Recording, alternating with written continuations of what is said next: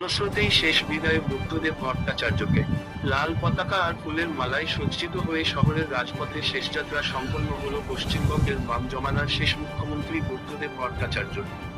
বৃহস্পতিবার সকালে দক্ষিণ কলকাতার বালিগঞ্জের পাম অ্যাভিনিউর বাড়িতে জীবনাবসান হয় পশ্চিমবঙ্গের প্রাক্তন মুখ্যমন্ত্রী বুদ্ধদেব ভট্টাচার্য। গতকাল পিস ওয়ার্ল্ডে সংরক্ষণ করা হয় তার দেহ। আজ শেষবারের মতো বিধানসভায় পৌঁছন বাংলার প্রাক্তন মুখ্যমন্ত্রী। সেখানে প্রাক্তন মুখ্যমন্ত্রীকে শ্রদ্ধা জানান শাসক দল থেকে রাজ্যের বিরোধী নেতৃত্ব। বিধানসভা থেকে রাজপথের জনস্রোত পেরিয়ে আলিম উদ্দিন স্ট্রিটে পৌঁছয় বুদ্ধদেব ভট্টাচার্যের নিথর দেহ।